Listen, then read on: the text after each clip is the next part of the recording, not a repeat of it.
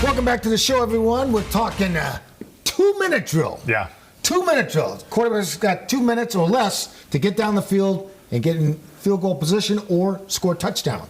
Ernie, how they do that in that time and how smart our quarterbacks have to be. Well, the first thing you have to understand about the 2-minute drill is what? Is that after the 2-minute warning, so you go into a football game and there's a whole section of the rule book devoted to timing the game.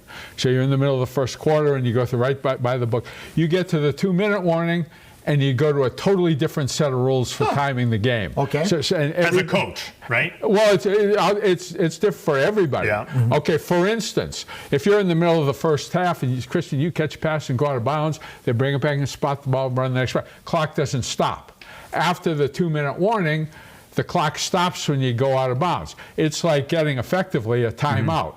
And what you really get into when you get in the 2-minute drill is it's a trade-off between time and yardage. So Christian catches a pass, he's over near the boundary, he's got a choice. He can put his pads down, try to run for an extra 2 yards, right, or he can go out of bounds. Stop the clock. So what he has to figure out, is that 2 yards worth the 15 seconds we're going to burn having to get lined up? It's very important to have situational awareness is what he's talking about, because you got to know that's a great point, because should I try it? Maybe I break free, but the odds are I won't. Right.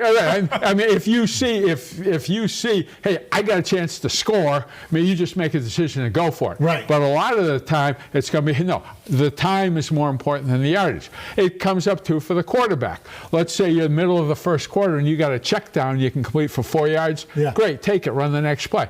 Well, completing a pass for 4 yards in a 2-minute situation, it's just like not going out of bounds. The clock's going to run. So you may be in a situation where, no, I don't want that little check down. Just take an incompletion and save the time. Does it take 15 seconds to line up? When you on average. Is that the average? Yeah, to get the ball. I mean, particularly if you run a pass and you got receivers running downfield, right, everybody's get back to the line. Don't huddle, but just get on line scrimmage. Get on line scrimmage, get it communicated. So those few extra are not worth the time. Now, if it's a case of it's fourth down, and we can pick up a first down, obviously, the yards become important. Right. But a lot of, particularly when you get under a minute, then time really becomes of the essence. The time, is more important than the yardage. What about injuries? Can you fake an injury? Oh, I'm hurt. Nah, well, it depends. Well, okay, if a player goes down and is hurt during any point in the game, the officials will always stop play so the medical people come out and do what they need to do. Always. It's player safety first. The difference is, except so if you get injured in the middle of the first quarter, you just, they come up, they take the player off, and you run the next play. If it happens after the 2-minute warning, the team is going to get charged a timeout. Run off. No matter, even if the guy's legitimately hurt. Totally. What if you don't have any timeouts?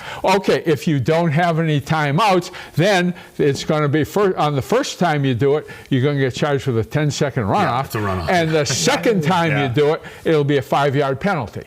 Hold on, so somebody can get hurt without any timeouts, and you get penalized for that too? Yes. Well, because so many people have taken advantage of it and use it as a loophole. So they take it out. They put this in there so that you won't even think about doing it, because they are always going to stop the game for the medical people can come up. It's safety first, but if you use it, what they call an excess timeout, you're going to get charged for it. All right, matchups. Okay, and the matchups. So during the normal course of the game, before the 2-minute warning, let's say the offense goes from 12 personnel, 2 tight ends in the game.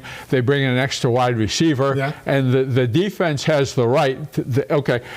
Because the defense always has. First, they have to see what the offense is doing. Someone's coming on. So you're talking about substitution. Substitution. So the defense then has the right to put in their personnel to match it. Then the officials will not let the offense snap the ball until the defensive people are on the field to play. So key to that would be keep the same personnel out there, so you're not allowing the defense to catch up to you. You could do that, but after 2 minutes, there's no matchup rule. It's the Wild West. You can run guys out as soon as they're ready. As soon as you don't have to wait for anything. Except you can't have too many guys in the huddle. You can never have 12 in the huddle. But this would be you could be going at the line and just run guy in, run a guy off. As soon as you say you can snap the ball and go. I have a question. Can a guy just step in from out of bounds?